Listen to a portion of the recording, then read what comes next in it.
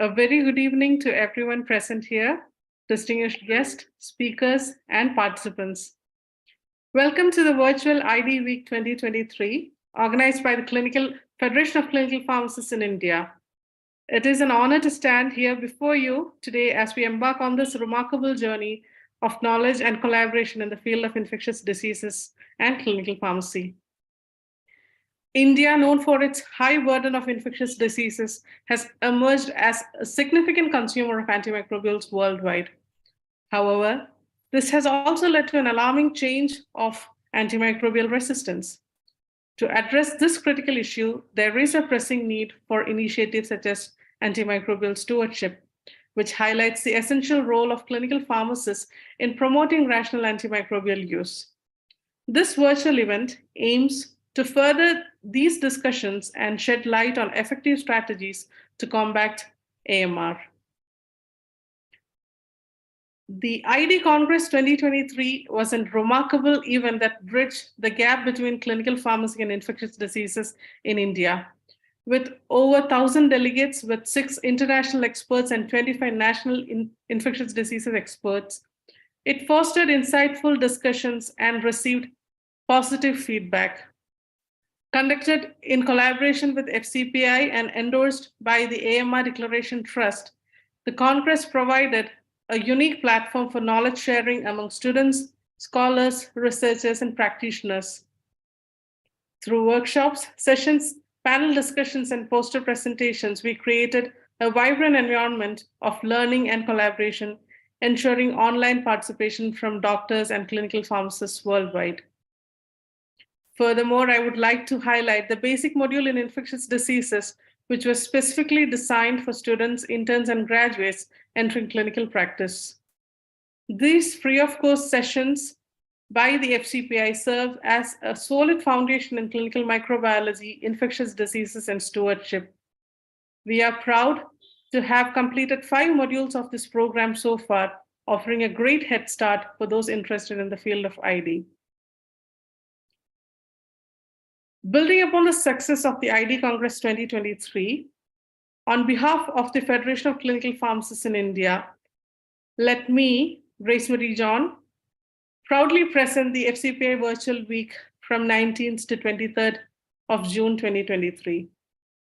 This program again brings together experts in infectious diseases, microbiology, clinical pharmacy, and research to engage in meaningful discussions about different aspects of infectious disease management and antimicrobial stewardship.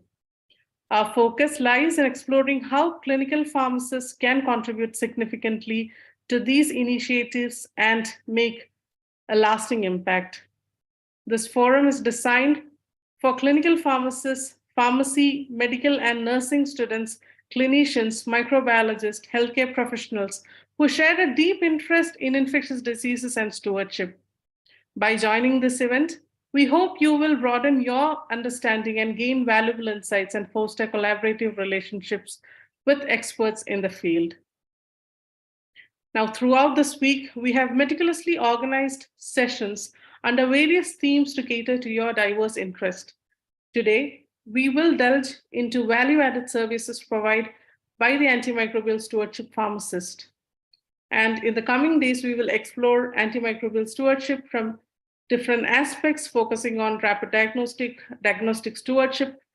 And later on, we will be going into the challenging cases, ID cases in immunocompromised patients, following by TB, antitubercular stewardship, and on the final day with the non-clinical aspects in AMS like the data management, the role of AI, etc.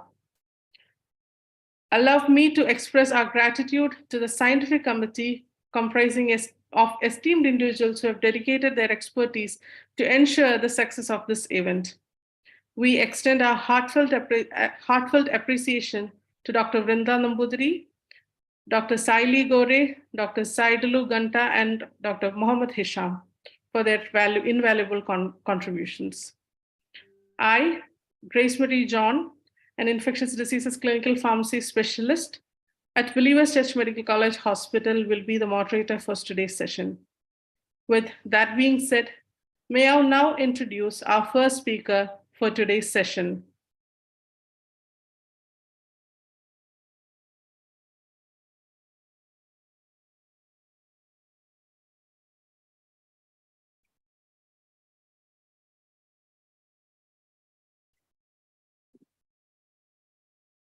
we have with us Dr. Sanjeev Singh, who is the Medical Director of Amrita Institute of Medical Sciences, Delhi, and who is the Chief Medical Superintendent of Amrita Institute of Medical Sciences, Kochi in Kerala.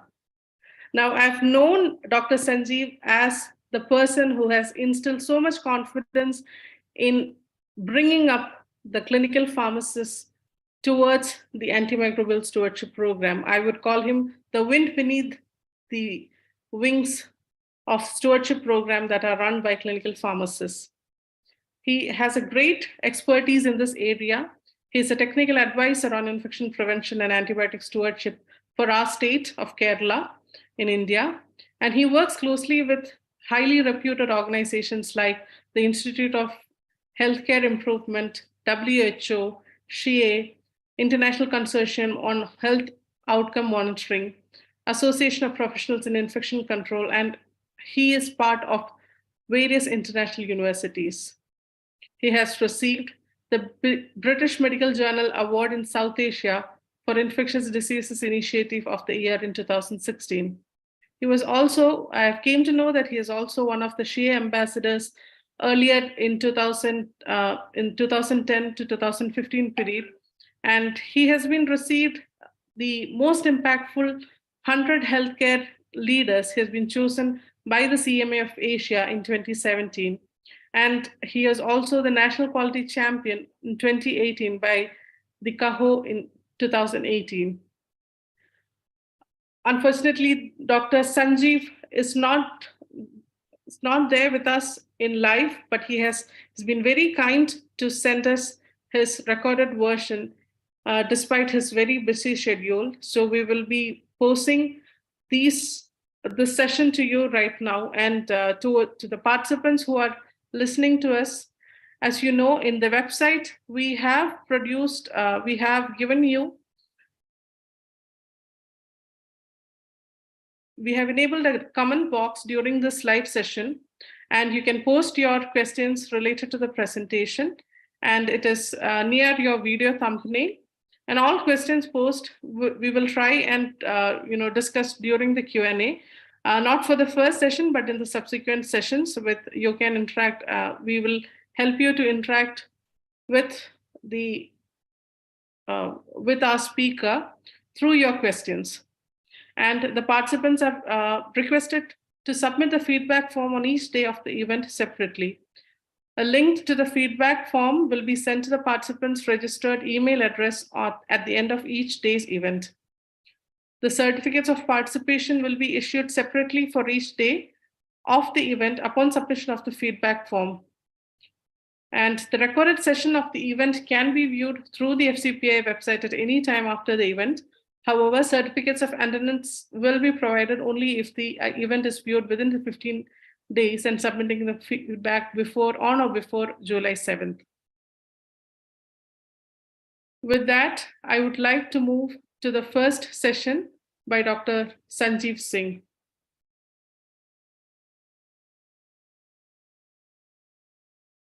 Good morning, everybody, and thank you for this invitation. I'm so glad to see that Federation of Clinical Pharmacists of the country have organized such a fantastic program. I've been extremely fortunate to have worked with some of the finest clinical pharmacists, Vrinda, Sangeeta being few of them. We have a pharmacy college at our Kochi campus, and we run a PharmD program. And these students also rotate through an ID clinical services within the hospital, and they do part of this as an internship, and some of them have matured to become a good ID clinical pharmacist. And we have been extremely fortunate to have worked with few of them. The task which has been given to me is to talk on convincing hospital leadership of the value-added services of AMS pharmacists. I have been thoroughly convinced for more than a decade that they are the finest clinical service people who offer a good value-add service for rational prescription practices.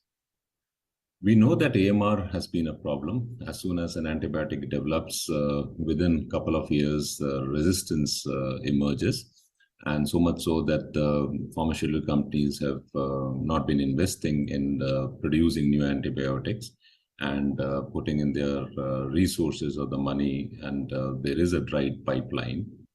Antibiotic prescription is a complex service because there is so many stakeholders which are involved. There is a physiological changes. There are localization of infection is a problem. The investigations have been not too many. You still depend on white cell counts. You still depend on CRPs, lactates. Severity and clinical sepsis is to recognize that is anybody's game. We still initiate a lot of empirical treatment, and the targeted therapy is not done properly because we don't send samples on time and appropriate samples. And once the antibiotic gets started, it is still considered as a wonder drug, and it gets continued, even if it is for the slightest of inflammation or fever. And it has been more or less an individualized information rather than a team decision. And that is where I think it is extremely important to have all the stakeholders participate for better clinical decision. There have been lots of drivers for antimicrobial resistance. Inappropriate and unwarranted practices for antimicrobial prescriptions in human has been the foremost cause. There has also been an equivalent misuse of select antibiotics in animal health, and then environment has been a large contributor. But then we have also seen that there have been a suboptimal development of rapid diagnostics. The point of care testing doesn't happen. And most of them, or most of the viral illnesses have been taken as bacterial illness, and antibiotic has been prescribed. Many a time there have been suboptimal dosing, suboptimal duration, suboptimal frequency, and there is where the misuse or the underuse of these antimicrobials happen, leading to resistance. We know the NDM story, and then we also know that it doesn't restrict itself to some geographic location because it spreads, and that is where the approach cannot be local. It needs to be global in its orientation and participation, where every country needs to have their own mechanism, methodology, policy, advocacy to sort of inhibit or restrict antimicrobial resistance for saving patients' life. Because of antimicrobial resistance being a new pandemic, and it has taken a shape which is astronomical, we are realizing that it's going to cost significantly, so much so that many countries' GDP will get affected because of antimicrobial resistance. The cumulative cost just in US would be close to 124 trillion. And we also see that there will be a huge morbidity. It would surpass the morbidity mortality through non-communicable diseases. And antimicrobial will become the major cause of mortality by 2035. And that is going to impact significantly. We have worked closely with Celine Pellicini, and we have put together some of the core elements which is required to initiate a good leadership program and or a participation for antimicrobial stewardship.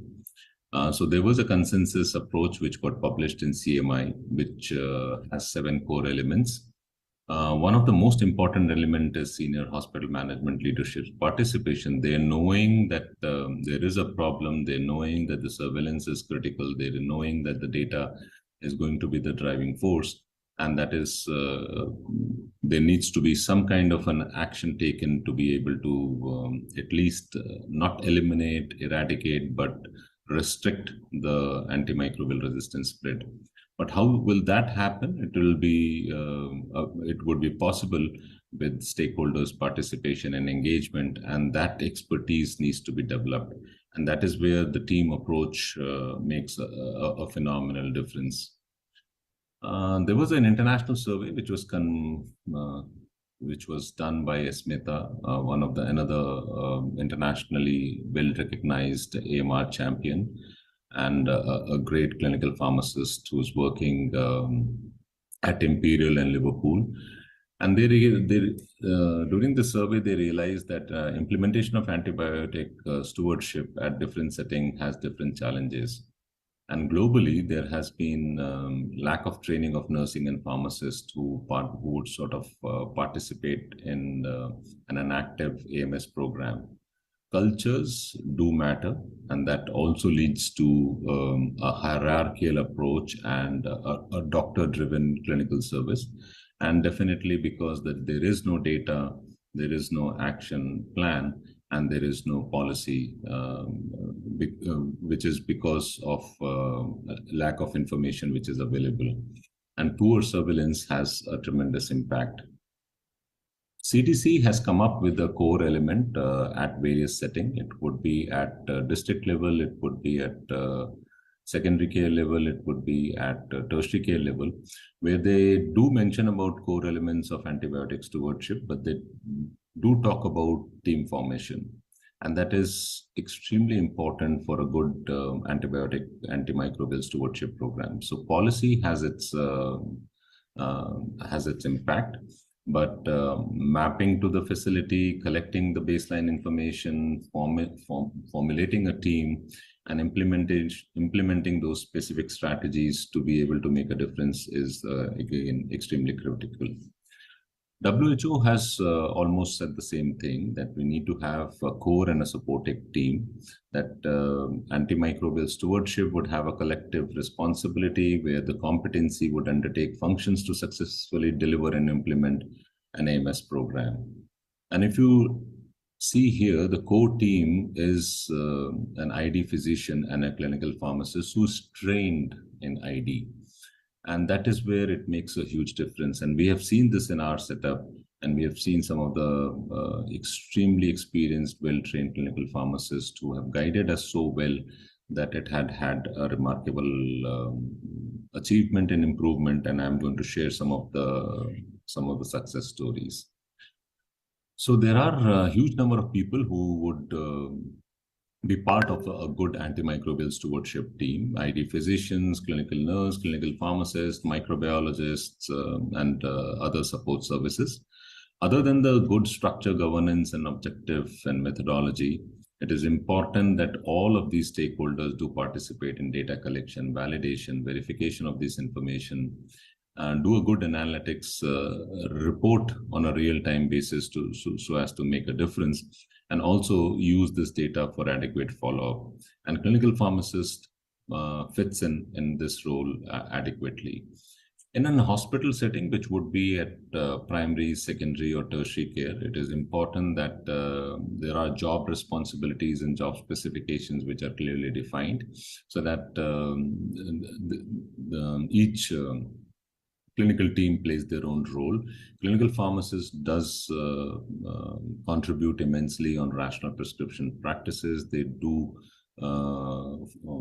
take part in the protocol development, infection control practices, and putting a bundled approach together, whether it is for antibiotic prescriptions, antifungal, antitubercular, and even for diagnostic stewardship. And this is what we do at our setup, where the clinical pharmacist plays a very, very active role in a very comprehensive stewardship program. So even if it is a smaller facility, which is less than 100 beds, India has close to 75,000 healthcare organizations, and most of them, 70% of them, is between 50 to 100 bed facility. And if you want to run a good stewardship program, even there, a nurse or a clinical pharmacist, along with a freelancing microbiologist, would be a great team formulation.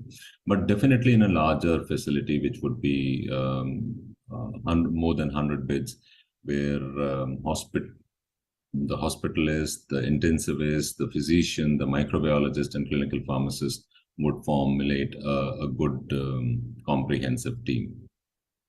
So what has been the driver to involve clinical pharmacists at Amrita? In very early days, we followed a decision-making tool, which is called as Health Technology Assessment, which comes from National Institute of Clinical Excellence, UK. It has six salient features. First one is creating evidence. So looking at systematic review in any decisions, whether it is a new drug, new device, new processes, and new implementation program. Other than that, economic plays a very important role, looking at cost, benefit, effective, and utility analysis. The ethics in the decision making and overall impact, legality, looking at patient safety and societal benefits. So there are six salient features for good decision making, and that comes through health technology assessment. So looking at medication management, we realize that international safe medication practices do mention about clinical pharmacists' involvement to reduce medical errors, medication errors. And the evidence is level 1A.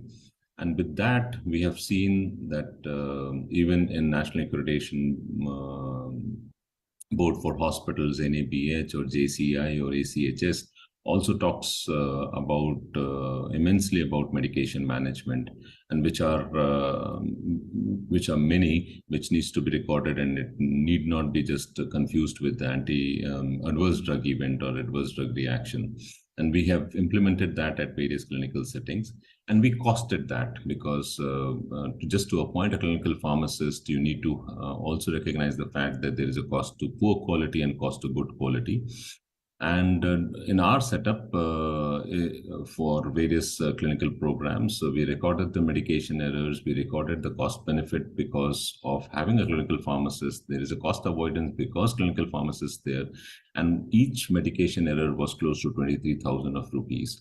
And that's the cost benefit ratio, which is very high, that is 5.18. When a clinical pharmacist gets involved and they reduce medication error, which reduces the morbidity, which reduces the mortality, which reduces the cost of care. And we adopt this tool in our day-to-day practice to improve our processes and to take rational decisions. Similar practice was implemented in formulating a good antimicrobial stewardship program, where we have a multidisciplinary approach. There are ID physicians, there are surgeons participation, there are intensivists, microbiologists, administrator, infection prevention nurse, and a very, very important role is being played by clinical pharmacists. And we are thoroughly convinced because they are such fantastically trained, they are very well educated, and the commitment and the dedication levels of a few of them with whom we have worked for almost a decade and been just a very meaningful exercise. So at our setup, we have a clinical pharmacist-driven antimicrobial stewardship practices. And this is what we published in Infectious Disease Society of America's journal, looking at the implementation and impact of antimicrobial stewardship at a tertiary care hospital. So our program, basically, the method gets started with the clinical pharmacist who tracks all patients who have been on reserve antibiotic. And then it is brought together to an antibiotic stewardship team, where they do both desktop review as well as desktop or tabletop review and a bedside review of the patients. They look at inappropriate prescriptions and they make recommendations, and our clinical pharmacist would make recommendations directly to the cardiovascular thoracic surgeons or our solid organ transplant surgeon, and they have been empowered to do so, and they do fantastic work. And then they also post recommendation, they follow up on this patient. So that is also, it gets started with clinical pharmacists, it ends with clinical pharmacist until the patient gets discharged, and sometimes post follow up in the OPD. We followed a donor median model where we looked at formulating a structure. So all those which you see in blue is getting the structure, material in place. All what you see in green is a process where we looked at evaluations and introducing new initiatives. But as soon as the structure and process gets done, all what you see in red is an outcome of a good structure and process being laid down. And this is what we do year after year, and looking at a multidisciplinary approach which has a decent outcome. So clinical pharmacist-driven antibiotic prescription is the norm at Amrita. And Vrinda had published this mapping of implementation of clinical pharmacist at a tertiary care setup. And this was a very well cited article, but it didn't end there. Vrinda also went ahead and interviewed a lot of healthcare workers in India, UK, and South Africa. She is looking at difference which is being created by the pharmacist being involved in antimicrobial stewardship, and also putting together a contextualized training program for facilitating pharmacist involvement in antimicrobial stewardship. See if she's preparing herself for a PhD, and that's her topic: the role of clinical pharmacist in antimicrobial stewardship program globally. And we are extremely proud. She was one of the earlier clinical pharmacists who got involved in antimicrobial stewardship. We are very fortunate. She is extremely dedicated. She is extremely committed. And she has really matured as a good researcher and a great team player in antimicrobial stewardship. How does the management invests in clinical pharmacists? Economics does plays a great role, where we have at Amrita looked at direct cost, we have looked at indirect cost because of either healthcare associated infections or because of antimicrobial resistance. The patient and the attendants, they stay longer in the hospital, and there is a cost to it. And because they stay longer and because of the morbidity mortality, there is an opportunity lost, and there is a cost because of a greater length of stay. And we have seen that with adherence to a good antimicrobial stewardship practices, the gain is close to 2.35 CR. And that is where I think it is important to put good clinical practices, good antimicrobial practices in place for a rational prescription. While the clinical pharmacist-driven antimicrobial stewardship was being done, we also recorded some of the gains, which is appropriateness of prescription, which is right now close to 80 to 85%, and which is very decent as compared to international standards.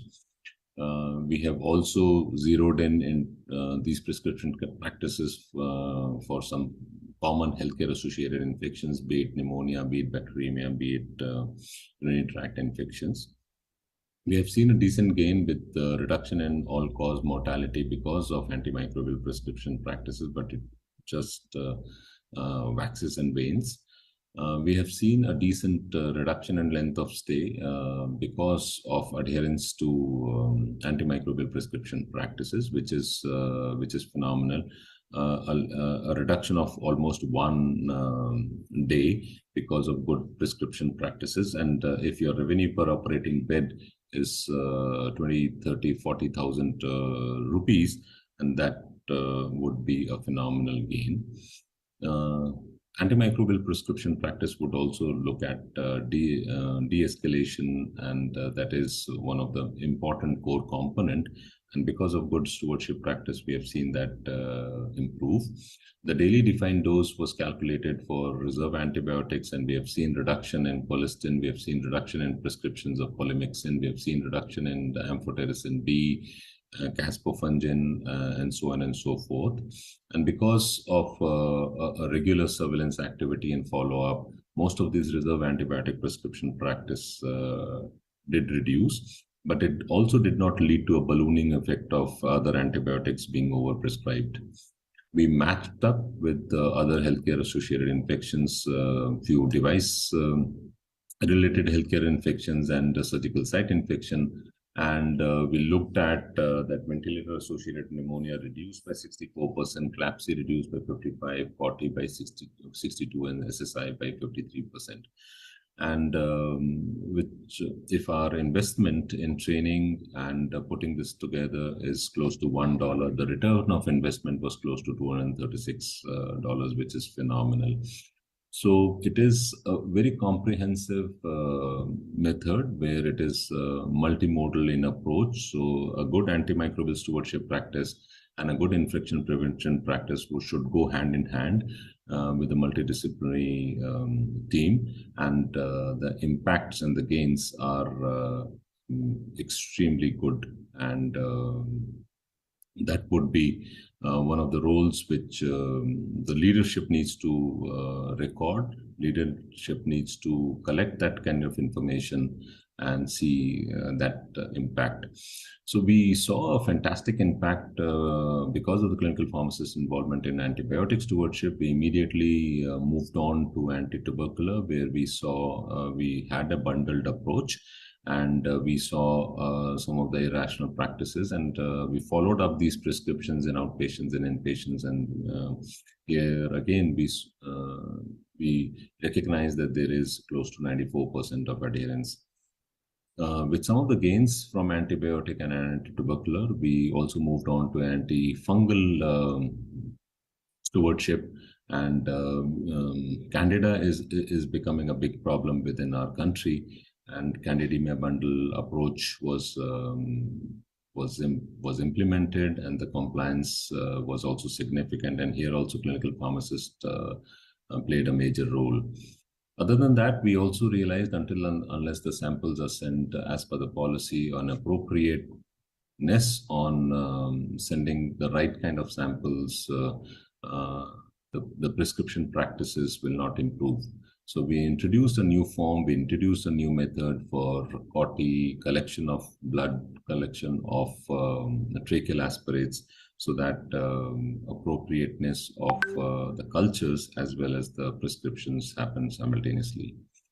Our clinical pharmacists also got involved, and this is a phenomenal project which was done again by Sangeeta and Vrinda together, two great clinical pharmacists, where they looked at PKPD and they looked at many drugs, but they started with colistin, which was a very exhaustive work which they did, and they realized that for some of the treatment, we do prescribe polytherapy or symbiotic therapy, which may not be required because monotherapy is also good enough and impactful enough.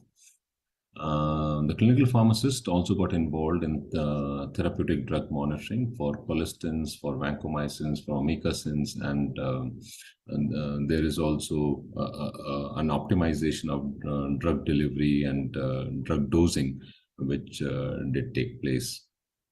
Beyond that, our clinical pharmacist and the other team members got involved in declassifying all our antimicrobials into the WHO-aware classification. And based on that, they selected their approach for daily rounds. We started with reserve, and we then have migrated into a watch category because there have been a decent gain with the reserve category. The clinical pharmacist follows the patient throughout the journey, and they know what the patient has taken when he or she was at home, and they know the journey of the patient and the various the samples which have been sent, and the response to those prescription practices. And it is extremely important to understand how the patient has behaved in the operation theater, post-operatively, and when he was in the ward. And this extensive laying down of the core elements during each patient's stay had been again a very phenomenal exercise and a phenomenal learning exercise. We also realized that training has its limitation.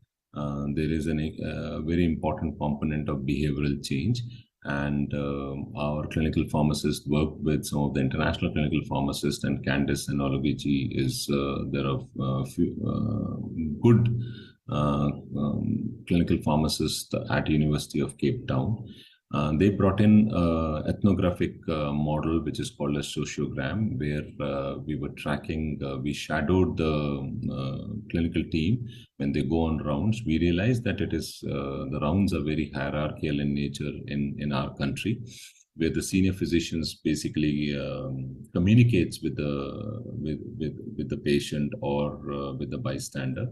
We also realized during this sociogram tracking that in India, carer plays a very important role in the patient's hospitalization and history.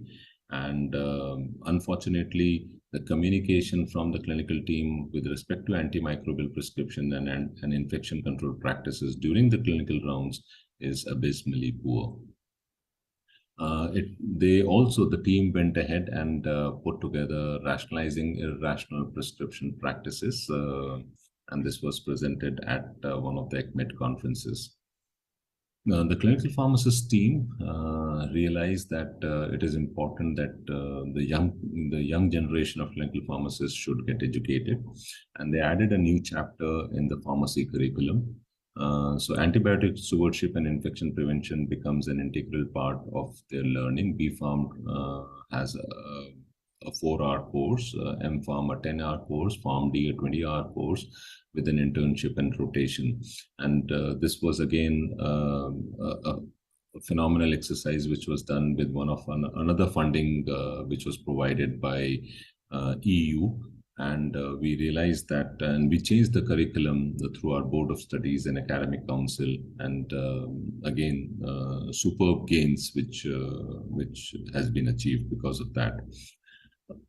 Our clinical pharmacist team also was involved in changing some of the ways the antimicrobial resistance is seen and can create an impact within the state of Kerala.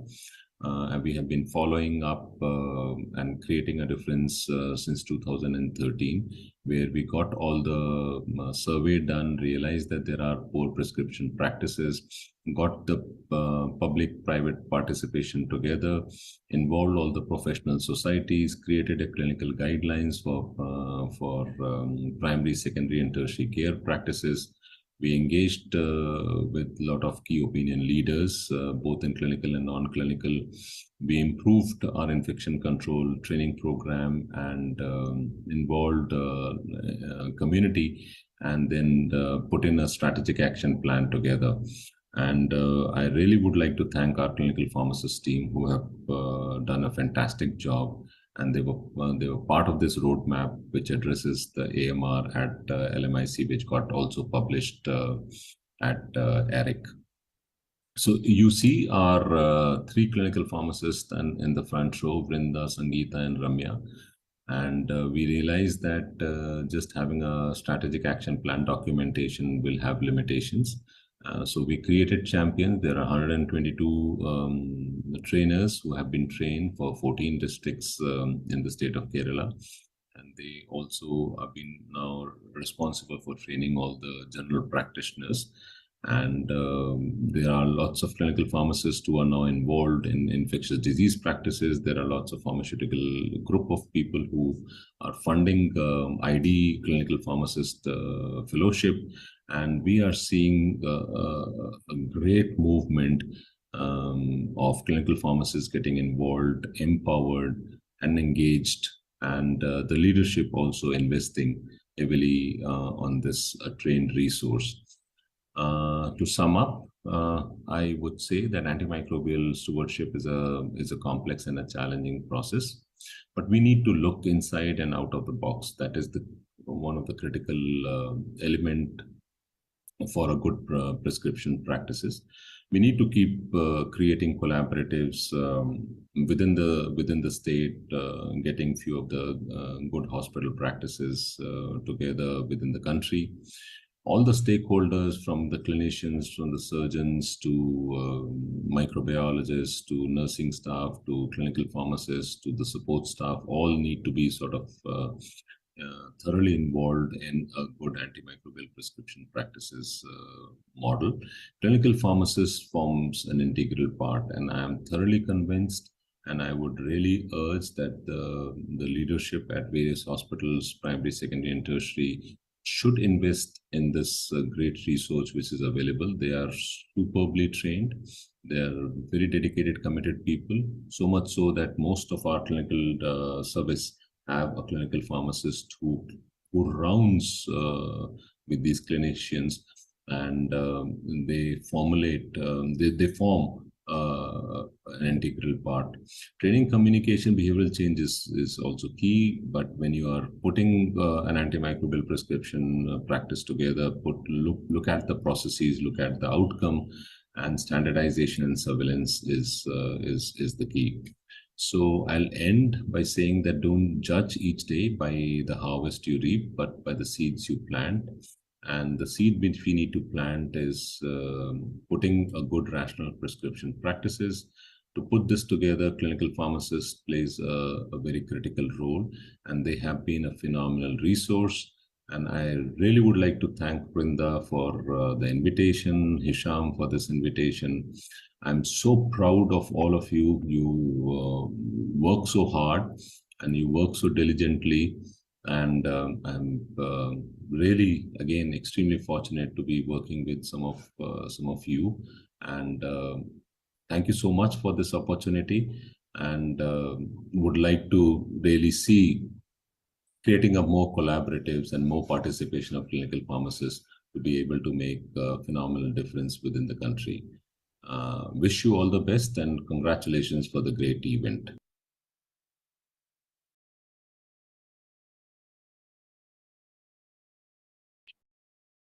With that, I would like to say our heartfelt thanks to Dr. Sanjeev Singh, especially being an administrator, you providing these invaluable insights and reiterating regarding the role of clinical pharmacists when it comes to stewardship is beyond our measures of happiness.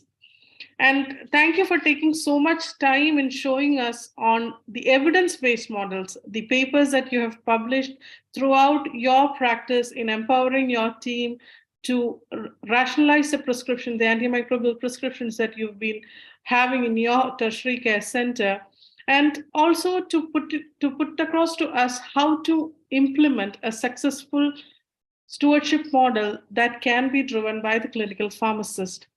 And also in explaining various methods that you have adopted throughout your practice of stewardship as to, in a chronological order or through this roadmap that you have taken us through for this wonderful, wonderful presentation. I'm sure your presentation has definitely instilled so much confidence to the CP community, the clinical pharmacy community who's been hearing to you. And we would like to thank our speaker, Dr. Sanjeev Singh, for this wonderful talk. Now, like I said before, because Sir is busy with his schedule, we will take the questions that you have and will post to him separately, and we'll get back to you through your email if you can post your questions in the comment box. All right, now with that, I would like to move to the second session. Let me introduce our speaker for today.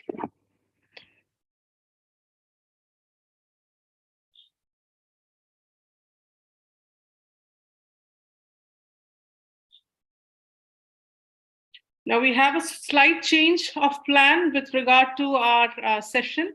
The next session will be taken by Dr. Vrinda Nambudiri regarding the opportunities for pharmacist-led or pharmacist-driven stewardship interventions in India. Now, this will be our second session, and it is my distinct pleasure to introduce our next esteemed speaker, Dr. Vrinda Nambudiri, a brilliant mind in the field of infectious diseases and clinical pharmacy. She is a PhD scholar from the Department of Health Sciences Research at Amrita Institute of Medical Science, Kochi. And having completed her PharmD from Amrita School of Pharmacy, she has demonstrated exceptional dedication and expertise in her academic pursuits. Her outstanding contributions have been recognized on an international scale, as she was selected as an emerging leader in international infectious diseases by the prestigious International Society for Infectious Diseases, that is ISID. Furthermore, her remarkable research has garnered significant acclaim, earning her the esteemed Bill and Melinda Gates Young Investigator Award. This recognition was bestowed upon her for her outstanding research selected at the 19th International Congress of Infectious Diseases, showcasing her commitment to advancing the field and finding innovative solutions. Our speaker's expertise has been sought after, and she has been invited to share her knowledge and insight at numerous national and international research events, including ID Week 2021. Her vast experience and dedication has also led us to the publication of several notable works solidifying her position as a respected authority in the field. Now, you have heard yourself from Dr. Sanjeev Singh how Vrinda and her team had helped in establishing a very successful model at the Amrita Institute of Medical Sciences. And it is a model that we all look up to. And I must also say that Dr. Vrinda is one of our backbones for our ID forum at the Federation of Clinical Pharmacists in India. Now, with her wealth of knowledge and accomplishments, we are truly fortunate to have our distinguished speaker to share her expertise and insights with us today. And she will be talking to us regarding the opportunity for pharmacist-led or the pharmacist-driven antimicrobial stewardship interventions in India. Like I had mentioned before, to all our participants who are listening to us, if you have any questions, kindly post in the comment box so that we can take it up at the end of this session, and we can share it with our speaker so that your questions are answered. With that, I now hand over this venue to Dr. Vrinda. Thank you, Dr. Grace, for that very sweet introduction. So just quickly share my screen.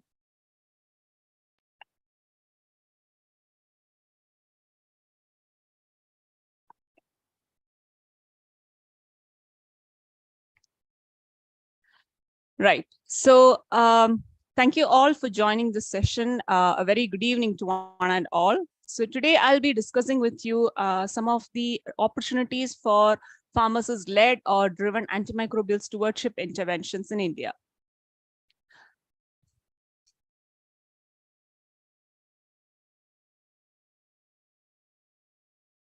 So first off, I would like to state that I have no disclosures to declare. So let's begin with the context. So India has a high burden of infectious diseases, and there is unregulated access to antimicrobials in the community, thereby putting India at an increased threat or risk of antimicrobial resistance. Now, various initiatives have been undertaken in India to contain antimicrobial resistance. So we'll just discuss a few of the key interventions in this aspect that has been adopted in India over the last few years. So in 2012, the first ever meeting of medical societies took place to discuss the issue of tackling antimicrobial resistance. A consensus that came to be known as Chennai Declaration was adopted that essentially proposed a 5-year strategy to control antimicrobial resistance.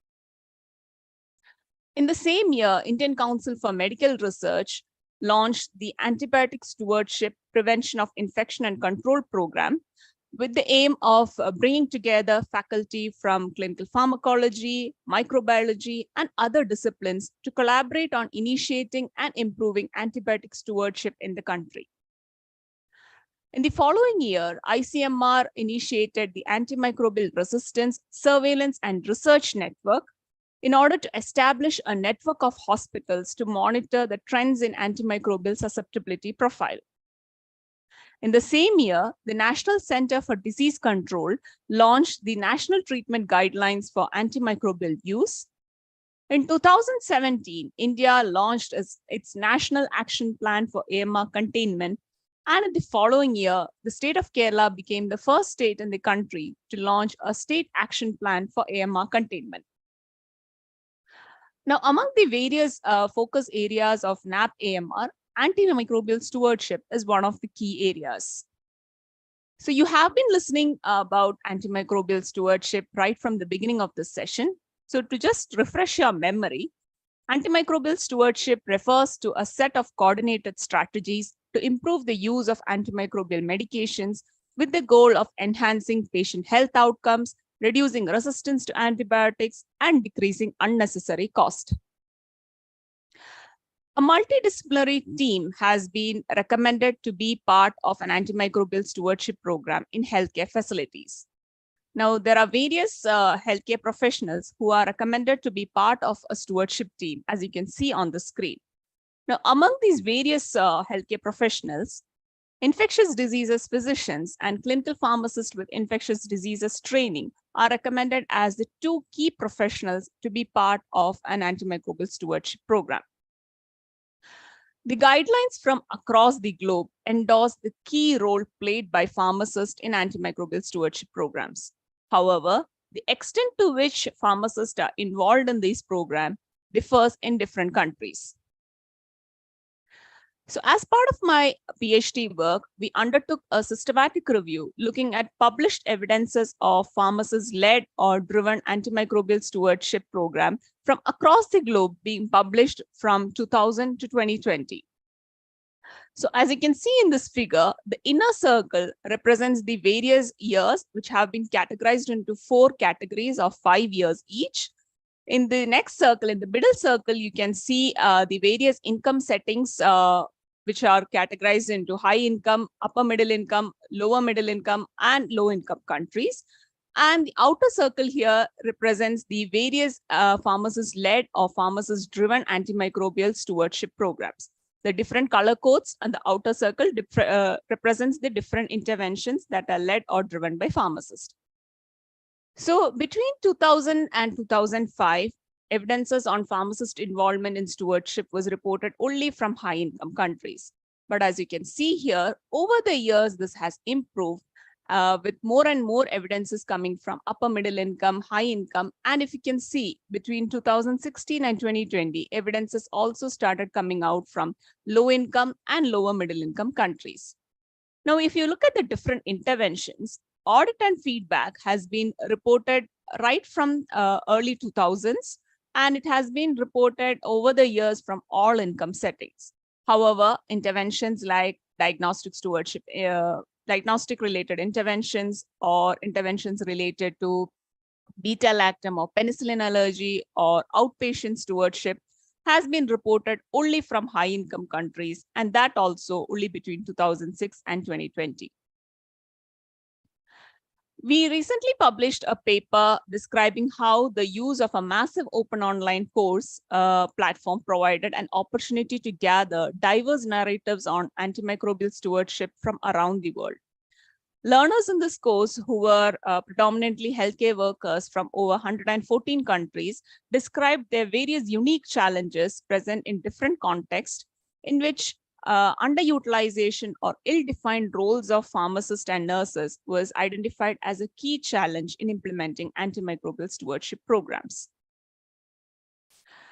The Indian Council for Medical Research led a survey in 2013 among various public and private hospitals in the country to ascertain the antimicrobial stewardship practices in India. This study reported that the absence of infectious diseases physicians and clinical pharmacists is a key challenge in implementing antimicrobial stewardship programs in the country. I would like to just give you a very brief summary about the clinical pharmacy education in India. So it began in 1996 with the introduction of postgraduate diploma in clinical pharmacy.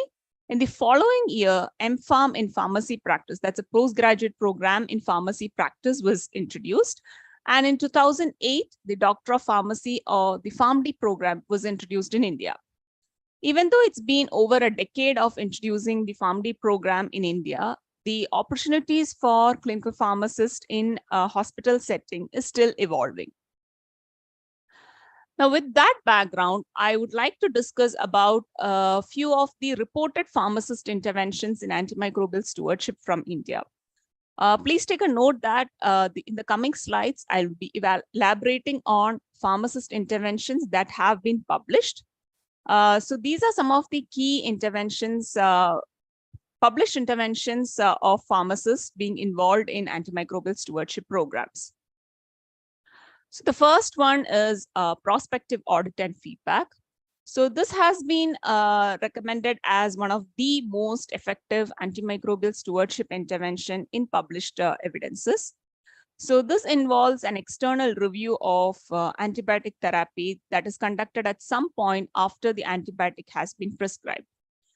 Now, depending on the availability of resources, prospective audit and feedback can be conducted in a variety of ways. So it can be done hospital-wide, it can be done for patients who are diagnosed with a particular foci of infection. For example, ventilator-associated pneumonia patients or patients who have been diagnosed with urinary tract infections. It can be done in a specific specialty. For example, patients who have been admitted under general medicine department or surgical patients in the hospital, etc. Or it can be even done antimicrobial specific. For example, prospective audit and feedback of reserve antimicrobials or of surgical antibiotic prophylaxis, etc. To just summarize some of the key advantages and disadvantages of this intervention. So prospective audit and feedback is considered to be a recommending service wherein the stewardship team puts forth recommendations to the primary team of the patient whenever there is an inappropriateness in antimicrobial prescription identified. So this kind of intervention, as a result, helps in building relationships among the clinical teams in the hospital. Additionally, it protects or it maintains prescriber autonomy because the prescriber has the liberty to either follow or not to comply with the recommendation from the stewardship team. So ultimate responsibility, ultimate judgment of initiating an antimicrobial still lies with the prescriber. In many instances, this intervention helps in providing education to clinicians. And as I mentioned earlier, this intervention can be done, can be modified as per the availability of resources. So it can be done even on less than daily basis if there are resource limitations. Now, coming to the disadvantages, since it's considered as a recommending service, the compliance to these stewardship recommendations is completely voluntary. The program is, the intervention is typically labor intensive because you need professionals who are there to collect data of patients, analyze the patient cases, come up with recommendations, communicate the recommendation to prescribers, look for compliance to these recommendations, etc. Again, since it is a recommending service, the prescribers may be reluctant to change the therapy if the patient is doing well. I suppose this is one statement that many of us might have heard from at least some of our clinicians whenever we go in with a recommendation. And it can take a longer time to achieve reductions in targeted antibiotic use. Now, I would like to elaborate on this intervention based on an example. So you have already listened to Dr. Sanjeev Singh, who has briefed upon this intervention. So this is at Amrita Institute of Medical Sciences, where I am currently associated with. Here it is a clinical pharmacist-driven antimicrobial stewardship program, and the methodology adopted is prospective audit and feedback. So I would just like to elaborate a bit more on how the clinical pharmacists are doing this intervention in our hospital. So on a daily basis, the pharmacists in the program obtain a list of reserve antimicrobials, patients who have been prescribed reserve antimicrobials across the hospital. They collect data of these patients on specially designed case report form. Each prescription is first evaluated by the clinical pharmacist to assess for appropriateness using the 5R criteria, that is right indication, right drug, right dose, right frequency, and right duration. These cases are then discussed with the wider AMS team during their daily meetings. The team as a whole comes up with recommendations whenever they identify any inappropriateness in antimicrobial prescriptions. The pharmacist and the team document the recommendations from the stewardship team on specially designed AMS recommendation forms. In addition to that, the pharmacist also inform these recommendations to the primary team of the patient via phone and email. And every patient that is reviewed in the antimicrobial stewardship team meetings is followed up by the clinical pharmacist for every 7 days until the patient gets discharged from the hospital, to look for compliance to AMS recommendations, follow-up of any microbiology cultures, or to look for opportunities of escalation or de-escalation of therapy. As you can see here, the clinical pharmacist in the program ensures ownership, ensures sustainability and accountability and ownership of the program.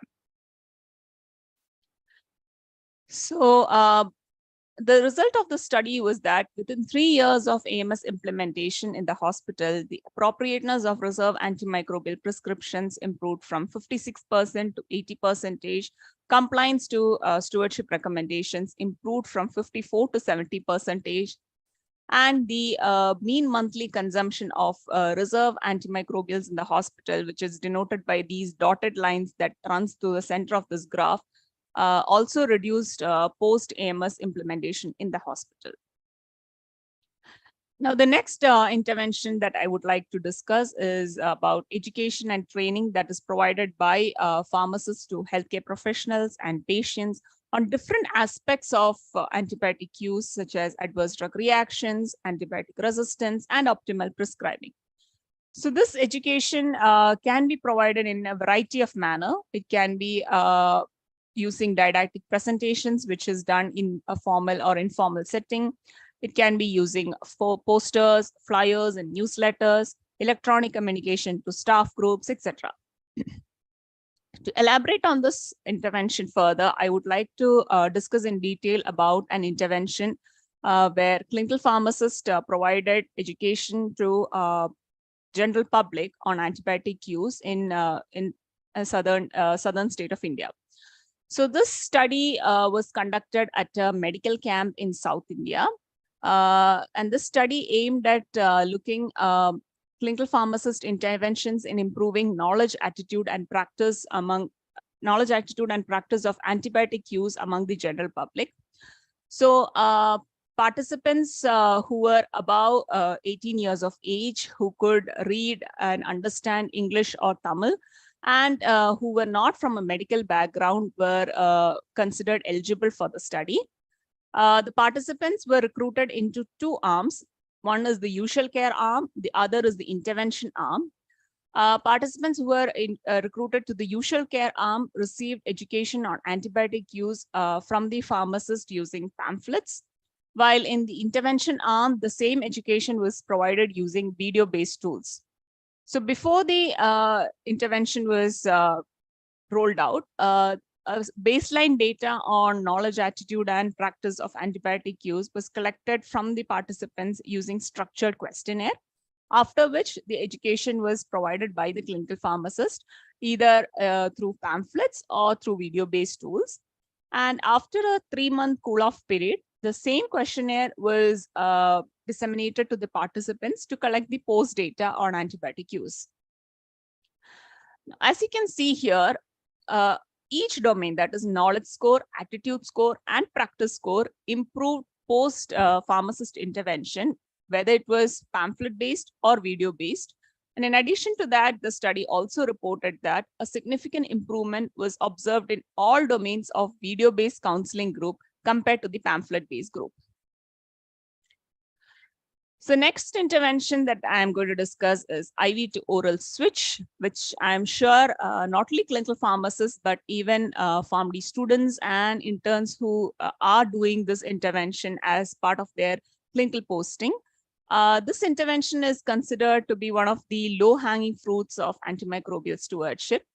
So essentially, it promotes the use of oral antibiotics instead of IV whenever it is clinically indicated. So when you are planning to, when you want to switch a patient from IV to oral antibiotic regimen, there are some criteria that you need to satisfy. One is looking at the clinical condition of the patient and availability of adequate oral antibiotic. The next is oral intake and gastrointestinal absorption of the patient should not be impaired, and the adequacy of oral intake in terms of diagnosis. So here again, I would like to discuss about a study that has been published from India, which aimed at assessing the conversion of parenteral to oral antimicrobial agents before and after clinical pharmacist intervention. So when this intervention was developed in the study setting, there was a lack of institutional guidelines on IV to oral conversion of antibiotics.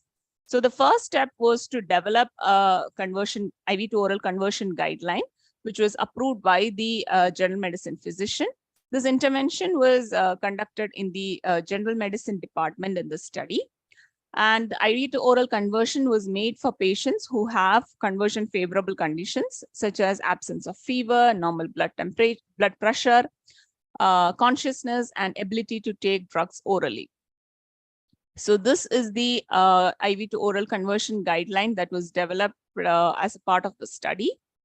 And the study reported that due to clinical pharmacist intervention, the use of parenteral antimicrobial significantly reduced and the conversion per patient rate increased. So let's now discuss about how pharmacists are involved in a few quality improvement initiatives in hospital settings in India. So here I would like to discuss about two studies. The first is about Candida auris outbreak investigation in a tertiary hospital. So when this outbreak was identified in the hospital, a multidisciplinary Candida auris care team was initiated. So the various stakeholders who are part of this team, you can see on the screen, and their various responsibilities are given here. Clinical pharmacists were also part of this team, and their responsibility were that dedicated member of this clinical pharmacy team received alert from the microbiology whenever a Candida auris was isolated. The pharmacist in the team were responsible for preparing the appropriate treatment regimen for the patient and informing it to the primary team. And in addition to that, following up for appropriateness to the therapy using the 5R criteria, that is right indication, right drug, right dose, right frequency, and right duration. So various strategies were adopted by this Candida auris outbreak investigation team. That included patient cohorting, staff training, standardized therapy, adoption of Candida auris specific care bundle. And these interventions led to a gradual decline in the incidence of adult Candida auris positive cases and prevented further cluster formation. So this intervention or this quality improvement initiative was also unique in that it provided an opportunity for clinical pharmacists to be involved in infection prevention and control activities of the hospital. The next is about a pharmacist-driven implementation of comprehensive candidemia care bundle checklist. So this checklist essentially gives 7 key measures that need to be adopted or need to be complied to in patients who have been diagnosed with candidemia. The responsibility of the pharmacist in the antimicrobial stewardship program is to ensure that all these measures are complied to in the patient. This study resulted in improving the appropriateness of antifungal prescriptions post the checklist implementation, and in-hospital mortality rate also reduced post-implementation. Now, pharmacists have been reported to also being involved in various research projects in collaboration with international and national universities and organizations. So these are some of the examples of research projects wherein pharmacists from my team have been associated with. So some of these are qualitative studies, some of these are quantitative studies.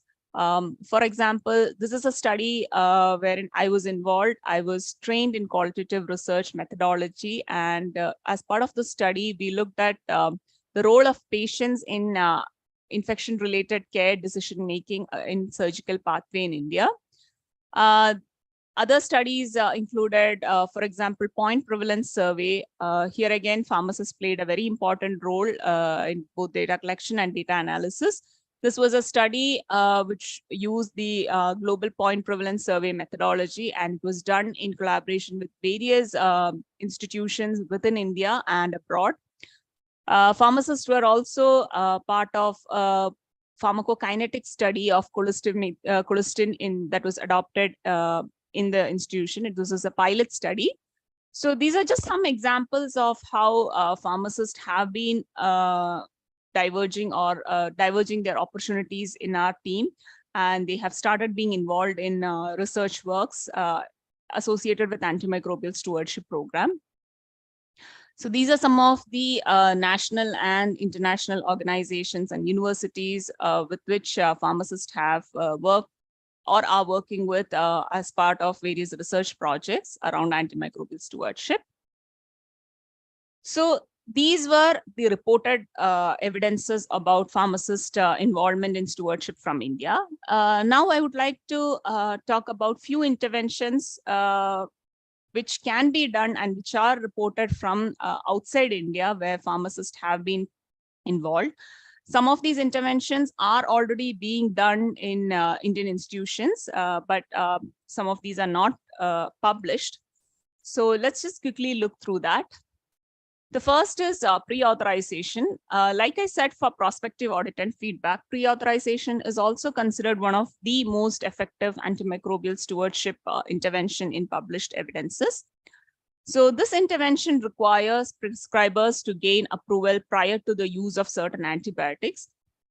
And this approval is provided by an infectious diseases physician or a clinical pharmacist with infectious diseases training who are part of the antimicrobial stewardship program in the hospital. Mostly this intervention is done for restricting the use of reserved antibiotics or restricted antibiotics in healthcare settings. This intervention helps in optimizing the initial antibiotic therapy and prevents unnecessary initiation of antibiotics. But it requires expertise and availability of AMS team for timely approvals. So to just give you a few advantages and disadvantages of this intervention, like I mentioned, it reduces the initiation of unnecessary antibiotic. It optimizes empiric choices and decreases antibiotic use, and there is a direct control over antibiotic use. But on the flip side, many a times this intervention targets restricted agents. So since the prescriber needs to get approval for prescribing restricted agents, there might be a tendency that they choose other antibiotics, for example, watch category or access category antibiotics. And unnecessarily, there is a chance that the other category antibiotic consumption can increase. So another disadvantage is that there is loss of prescriber autonomy. So because the prescriber will require to get an approval from an external body, that's an antimicrobial stewardship team, whenever he needs to prescribe certain antibiotics. So his autonomy or her autonomy is being challenged there. There might be a delay in therapy, especially if stewardship team is not available for timely approvals. And definitely the success of this intervention depends on the skill of the approver, and it is a real-time labor-intensive process. So there are a few other interventions that the pharmacists in our team are doing. Some of this Dr. Sanjeev has already discussed. So one is therapeutic drug monitoring of antibiotics. So here the pharmacists are responsible. So when this intervention was initiated in the hospital, the stewardship pharmacists were given the responsibility of formulating guidelines for patients for whom therapeutic drug monitoring needs to happen, and to ensure that for these patients, the blood samples are drawn at the right time points, and pharmacists have been given the responsibility to ensure that the dosages of these antibiotics are tailored as per the plasma drug concentration of the drug. Another intervention by pharmacist is department and body fluid specific antibiogram. So a hospital antibiogram was present right for a long time in our hospital, which is updated regularly. But as an intervention from the stewardship team, the AMS pharmacist led the expansion of the existing hospital antibiogram to develop department and body fluid specific antibiograms. This intervention was led by the pharmacist, but it was approved by the microbiology department in the hospital. So I already discussed about a pilot study on pharmacokinetics of colistin, wherein pharmacist was involved. So based on the results of the study, the institutional dosing protocol for colistin was modified, and the clinical pharmacist in the team also played a very important role in this in the development of this dosage protocol. So I would like to conclude my presentation by thanking the support and guidance provided by my PhD supervisors, the antimicrobial stewardship team at Amrita Hospital, and my friends and colleagues at FCPI ID Forum. So the aim of this presentation was to just give you a few examples where how pharmacists have been or are involved in antimicrobial stewardship program in the country. As I said in my presentation, I have focused only on published evidences more, but I'm sure that there are a lot of interventions that pharmacists are doing in antimicrobial stewardship, which are unfortunately not being published. So I would like to encourage all of you to publish whatever you're doing. You might think that it is a very small intervention, it may not be impactful, but if you publish that, it might be a learning for someone else who is trying to do a similar intervention in their setting. So the more pharmacists publish about their work, it will lead to more recognition of their job responsibilities and more recognition of their profession in the country. Thank you so much for your patient listening.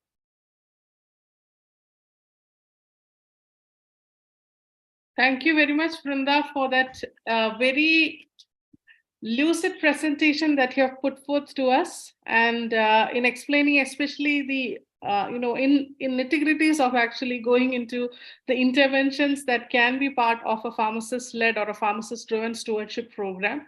And you took pain to make us go through all this prospective audit and review, educational initiatives, the IV to oral switch, quality improvement programs, PKPD, pre-authorization, all these various things.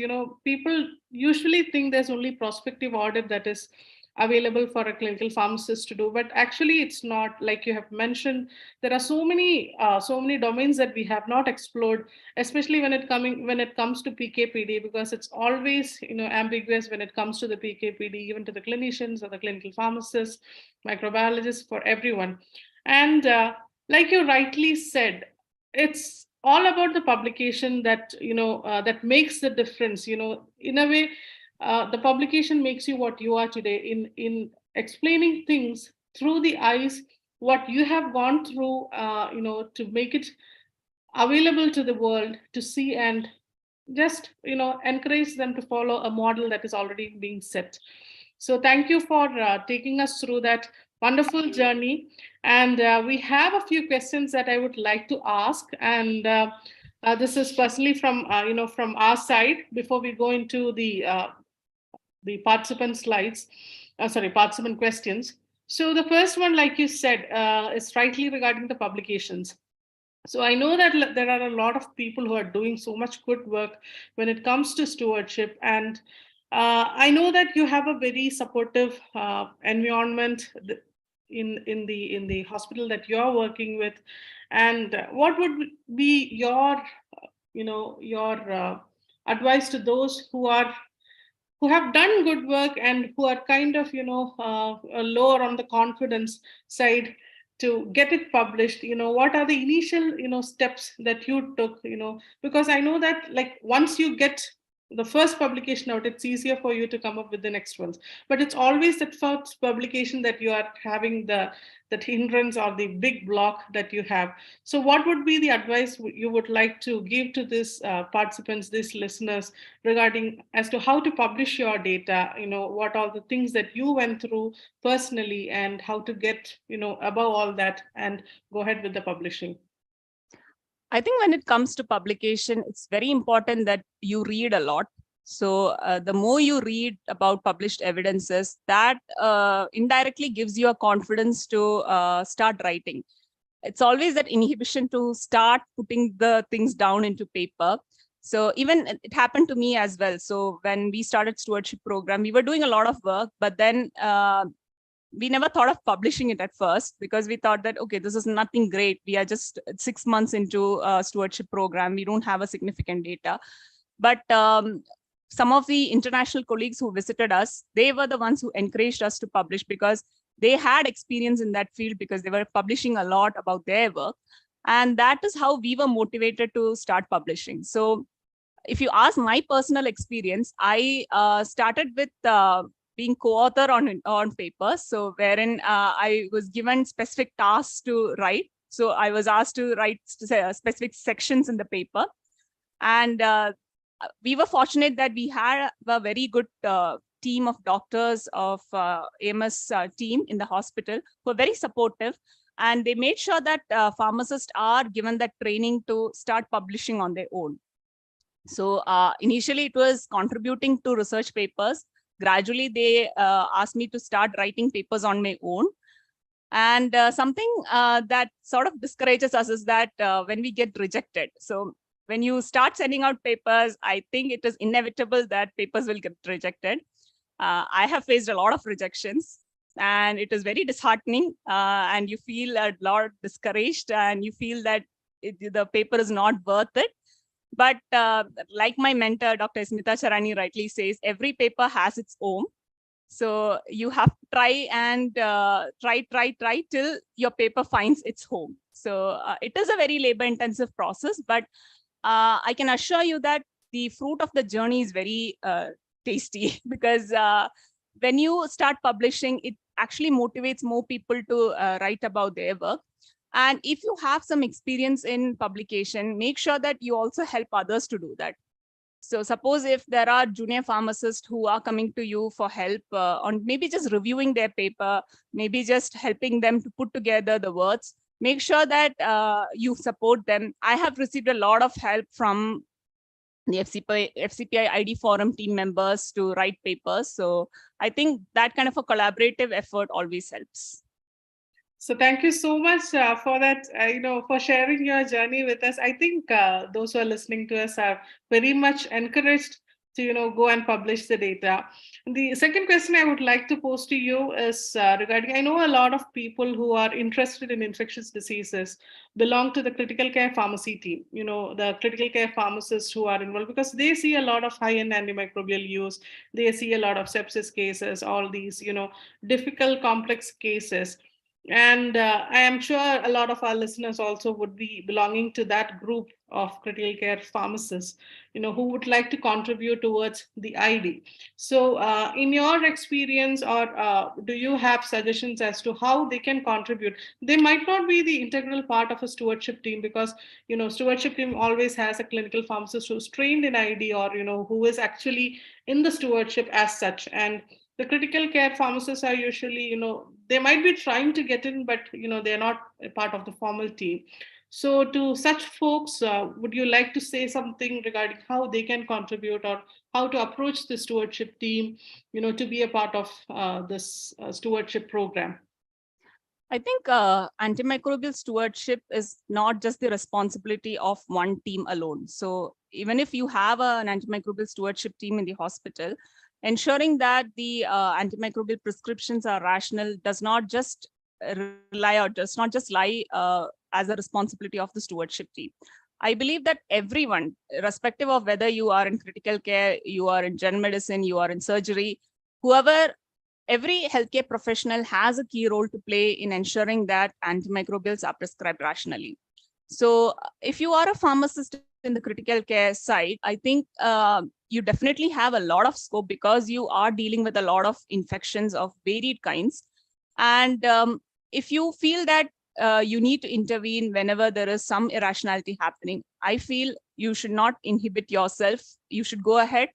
Maybe first collaborate with the intensivist in your team. Maybe they are more approachable to you. And in many of the stewardship teams, actually, intensivists also play a very important role. So in our stewardship team, we have an intensivist who has been part of the stewardship right from the beginning. So I have seen even as part of my PhD, when I went to South Africa, I've seen that intensivists are very passionate about antimicrobial stewardship. So maybe approaching your intensivist could be the first step. And they can guide you on how you can build infectious diseases training, maybe go for more opportunities of training and understanding on how you can do it. There are a lot of publications. Again, I'm reiterating about publications. I hope I'm not sounding very boring, but I think that's very important. I've seen publications that talk about how critical care pharmacists can contribute to stewardship. So I think go and read about them. And make sure that whatever is seen in the publication, you don't directly adopt it. Make sure that you customize it to your setting, because you know how your patients are, you know how your department functions, you know how your hospital is. So make sure that you sort of adopt it to your context and intervene accordingly. All right. Thank you so much, Vrinda. And there's one question from the participant side. I believe this is from Pavitra K, who is doing her PharmD internship. I'm sure she's going, slowly into the clinical side, being a clinical pharmacist. So she's asking how to get the knowledge in, determining about the antimicrobial resistance and how to determine the choice of antibiotics, to be suggested for treatment of infection. I would say, please join basic module of FCPI ID forum. I think it's not a promotion. Please don't misunderstand. But I think something in a capsule form would be to attend these kind of webinars and modules. Obviously, you can go read your textbooks, read publications. But if you want something in like a capsule form about basic microbiology, there are a lot of resources that are available, not just with FCPI, but if you look at WHO or if you look at various, go for massive open online courses. Many of them are free. Go to websites like FutureLearn or Coursera. There are a lot of courses that are available from recognized universities. Make sure you enroll in one of these courses. They will give you an idea about how you can sort of understand if it is an inappropriate prescription. So many a times, I think that was the challenge that I faced when I started with my clinical practice, that when you see a prescription, you are not sure if it is right or wrong. It's always a gray area there. Sometimes you feel that prescription is wrong, but when you see the patient, maybe it is correct. When you see the doctor, you may feel that, okay, he's very experienced, so he might be taking the right decision. So there's a lot of factors that come to play there. So I think I would say that these kind of courses helps you to give at least an introduction to these aspects.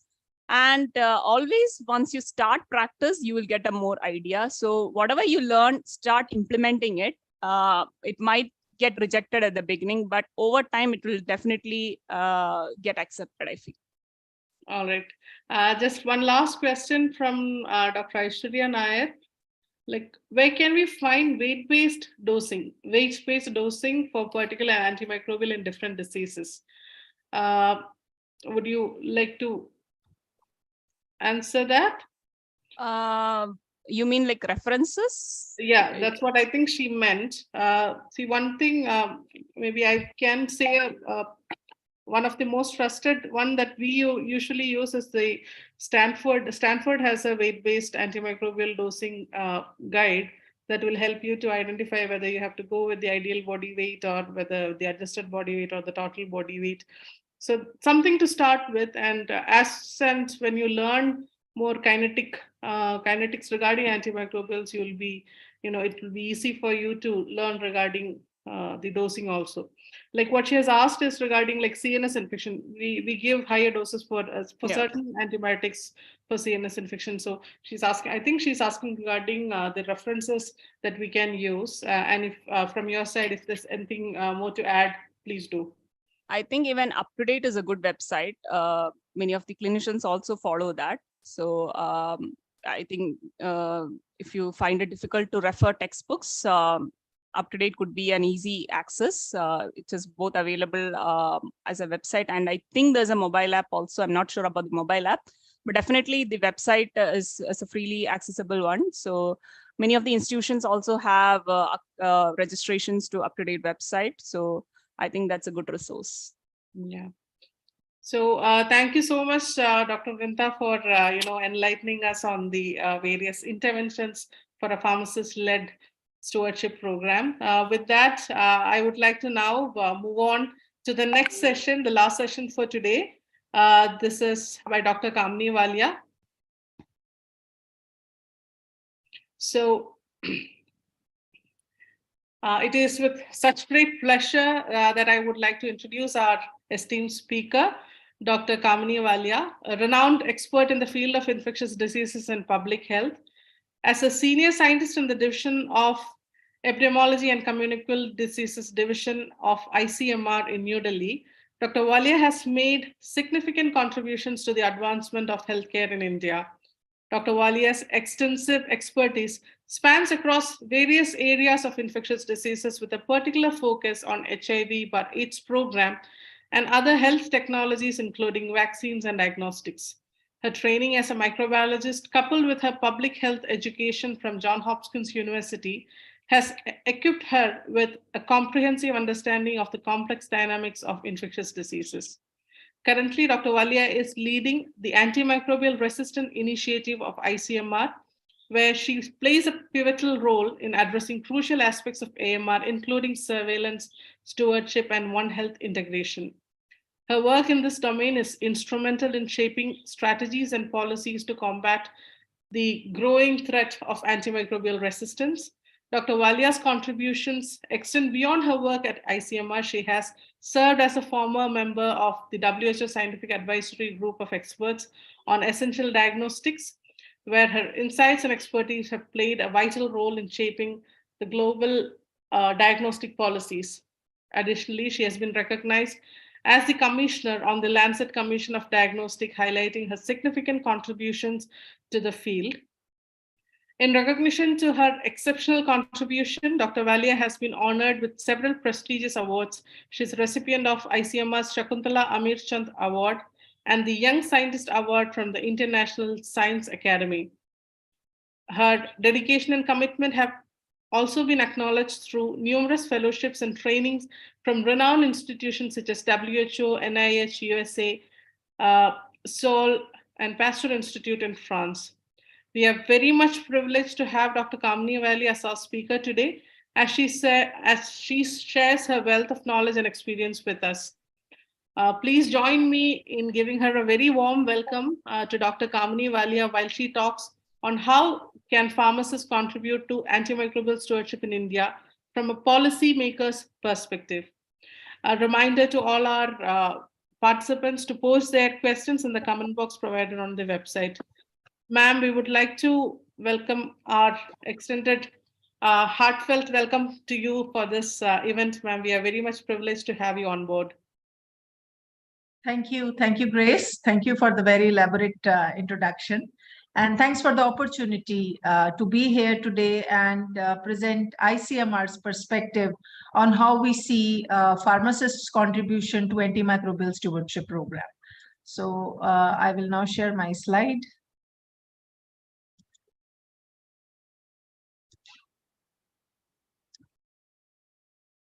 So are you able to see them in the slide mode? Yes, ma'am. Okay. So thanks for this opportunity. And antimicrobial stewardship is actually something which is a solution to the ever-increasing problem of antimicrobial resistance. Yet we see many institutions not implementing antimicrobial stewardship. So in my talk today, I will talk about the importance of antimicrobial stewardship for Indian hospitals, what are the gaps in implementing it, and how pharmacists can help us fill that gap. So as this audience knows that the importance of antimicrobial resistance, antimicrobials were once seen as a foundation of modern medicine, but overuse of these antimicrobials has led to a problem which has now become a major public health challenge. And the low middle income countries like India are actually the hotspot of these drug-resistant infections. In a recent estimate, which was released in 2021, we saw that in 2019, almost 4.95 million deaths were associated with AMR, with 1.27 million directly attributed to drug resistance. In India, what we see is that the incremental cost of treating any drug-resistant infection in a government hospital is actually 40% more than treating non-resistant infection. This is an unpublished data and will be published very soon. What we are particularly concerned is the increasing incidence of hospital-acquired infections with multi-drug resistant pathogens, and they are complicating even the simple treatments and procedures like a cesarean section or a joint replacement surgery. So what happens is that these pathogens lurk as invisible threats in our hospital, claiming invisible lives, which no government system is recording. Now, I'm sure you have in this session discussed how the antimicrobial consumption is actually leading to development of drug resistance. And India has many factors which actually make it more conducive to overuse of these drugs, like easy availability of over-the-counter antimicrobials, rising incomes, which has led to overuse of antibiotics, because antibiotics are also now cheaper than what it was some time back. Online purchase of these products further facilitate overuse and self-medication, patient demands. And I think one of the most important factors in our hospitals is the compromised infection control practices. Most of the time, clinicians are actually compensating for absence of a conclusive diagnosis or poor infection control practices by giving 2 or 3 antimicrobial to a patient. And in physicians as well as in the community, there is a poor risk perception of long-term consequences of overuse of antimicrobials. Added to this is also the patient behavior. What we saw was from the history of antibiotics that there was a golden time of 30-40 years when we had many new products come in. But what we see now is that only 15 new antibiotics have been approved since 2000, compared to almost 63 which were put to use previously in 20 or 40 years of lifespan. And out of these 14 new drugs, only 4 of them represent new classes of antibiotics. Rest are all analogs. In 2010, UN actually declared antimicrobial resistance a public health challenge. In India, we see excessive use of broad spectrum antimicrobials, and for which I will be showing you some data as well.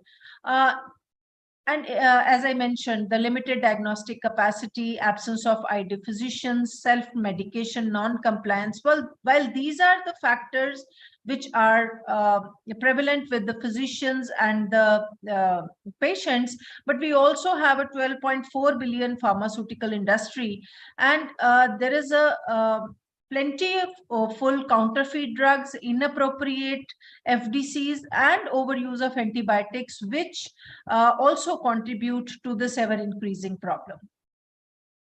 Now, inappropriate prescriptions are rampant in our country, and if we scan the available literature, there is ample evidence of that happening.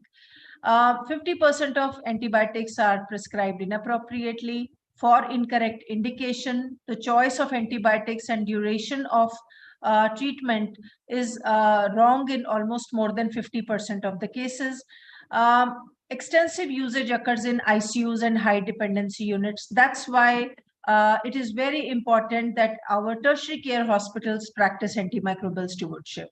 30 to 60% of the usage, as per the available evidence, is unnecessary and incorrect. 90% of antimicrobials are sold without prescription.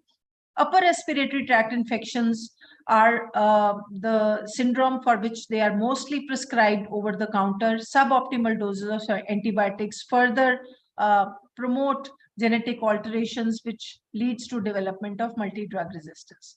I'm sure all of you have seen this table, which is the WHO aware classification.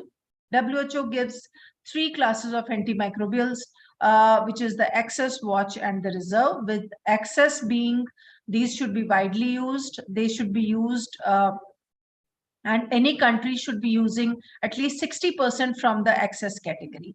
This mainly has a narrow spectrum antimicrobials, then watch, and then reserve. Watch and reserve should be used minimally, and watch should be used with the caution, with the availability of diagnostic report. But unlike what is desirable, what we see that in our country, most of the antibiotic prescription happens from the watch and the reserve group, almost 70 to 75%. And access contributes a very small percentage, not more than 25 to 30%. In India, the antibiotic consumption has doubled in 15-year period from 2000 to 2015. Ceftriaxone was most commonly prescribed antimicrobial, followed by piperacillin tazobactam as per one of the studies. And watch contribute, as per the recently published data, watch contributed to 54.9% of DDDs, while access contributed to only 27% of DDDs. This is one study which has been published, and as you can see, the first plot is the access, then the second one is the watch, and as you can see, even in the places where the access was being used, it has dropped considerably, while the watch is consistently going up. The access to watch ratio is also come down, and this is across the states, no matter whether you are in UP or Tamil Nadu, everywhere the reserve antimicrobial use has gone up. So this is a very worrying scenario. This has been proven in many studies. One of them was carried out in government tertiary care hospitals, 4 of them with one private hospital, which followed up 1,700 patients and almost more than 2,800 prescriptions. Again, what they found was that the third generation cephalosporins and drugs from the watch category were most commonly prescribed. 1/10 of the patients received 3 or more antimicrobials, and 7.1% of prescriptions included double cover for gram-negative organisms like colistin with meropenem, piperacillin tazobactam with colistin, piptaz with levofloxacin. So this is a very worrying scenario, and no surprises here. We are seeing increasing number of percentages of MDR pathogens in the ICMR data. So this trend continued during COVID. We saw extensive use of azithromycin, doxycycline. In COVID patients, which we followed from 11 hospitals across the country, again, 75% of the prescriptions happened from the watch and the reserve category, with only 16% of the prescriptions happening from the access category. So broad spectrums were used excessively in these patients, which also led to reduced susceptibility to piptaz and ceftazone, sulbactam, and carbapenems as per the ICMR data.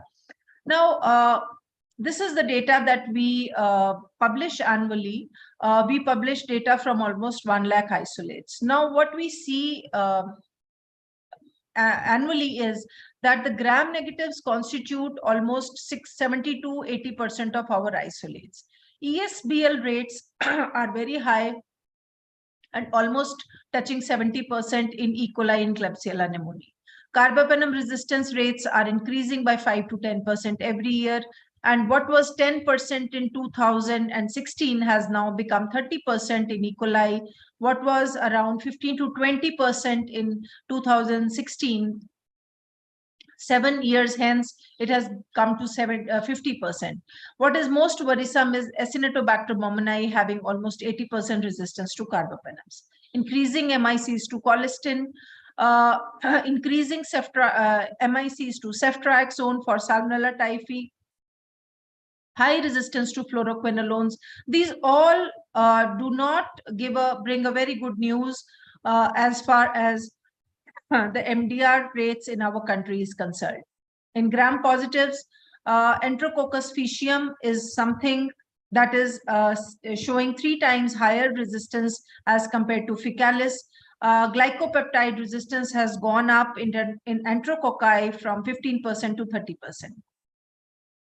30 to 40% resistance to caspofungin and fluconazole and candida. So all this paints a very grim picture, and these are the pathogens in this table which are prioritized for aggressive action for their containment in the coming years.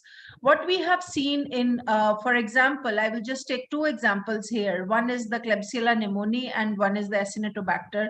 As you can see, in this, the trend that we are showing here, there is a consistent declining resistance to imipenem and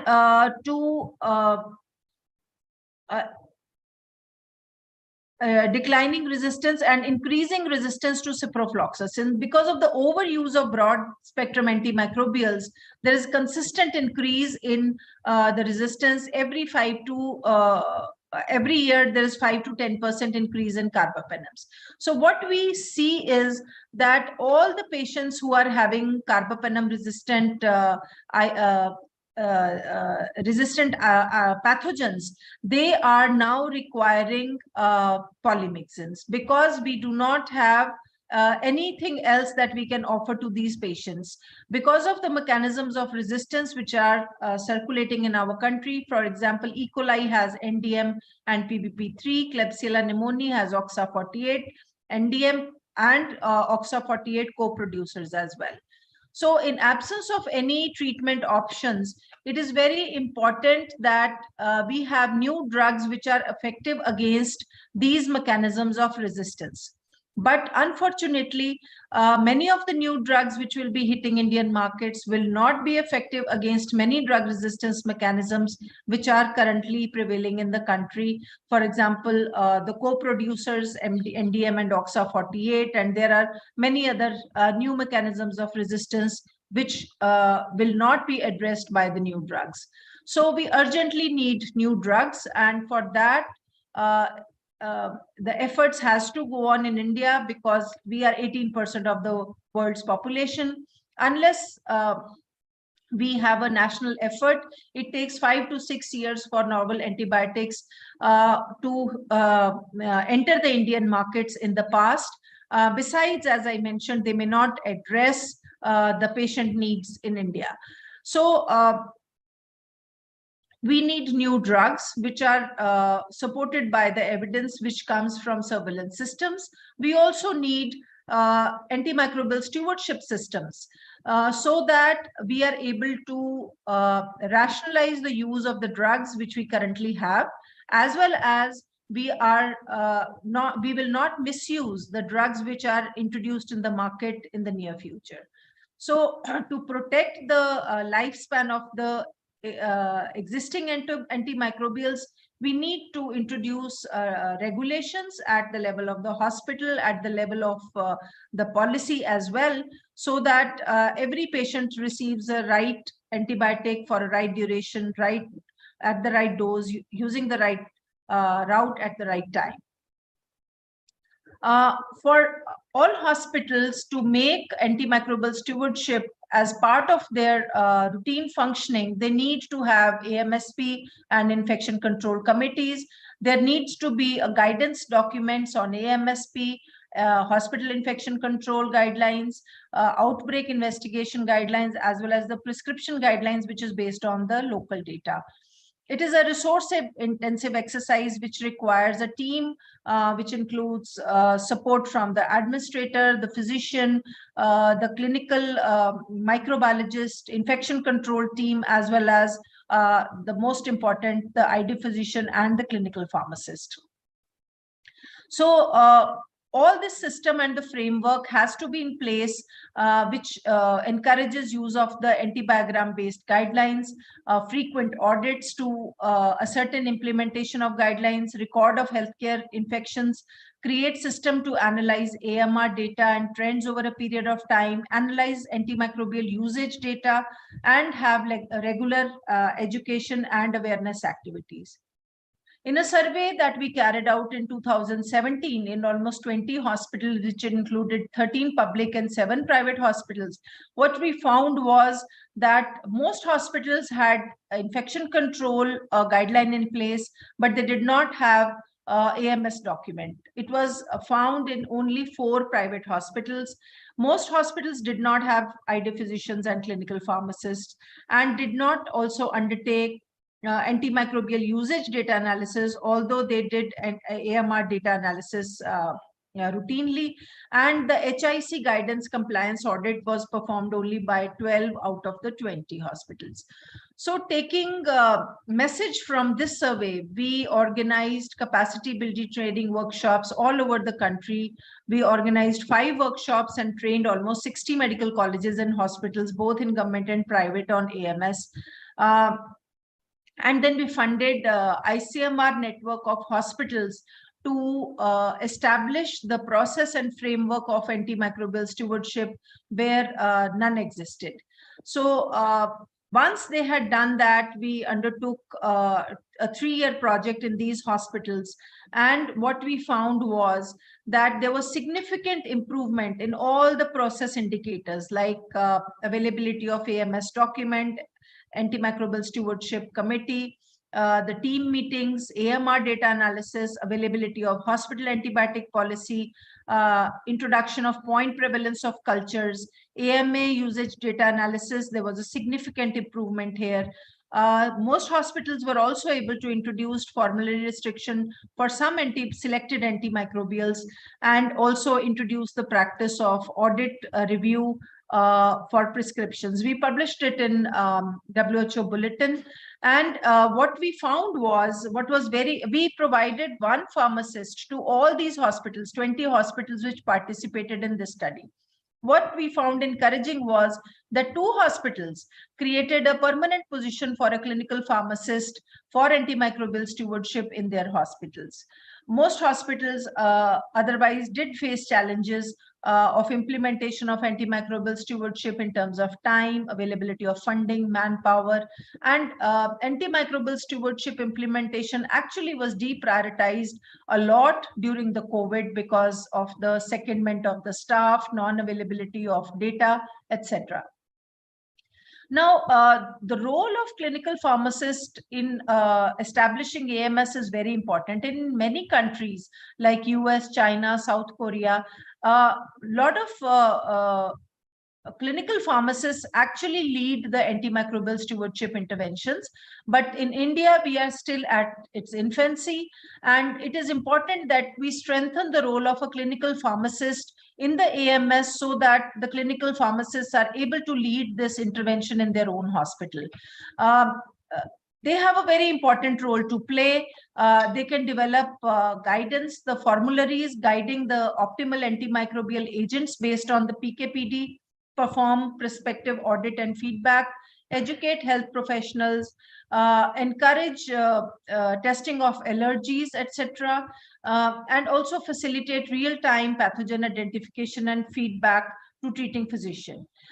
Unfortunately, there is shortage of dedicated pharmacists. There is sometimes physician resistance, and also there's a lack of ID training to these clinical pharmacists, no financial support, and there's lack of career promotion. All these lead to not many clinical pharmacists opting to do this activity in the hospitals. So it is imperative upon the healthcare institutions as well as at the policy level to find solutions, like who could be the key persons. The hospital leadership should commit to providing financial and the logistical support, including clinical pharmacists for ID trainings, and integrating the role of clinical pharmacist into the AMS team will be very crucial.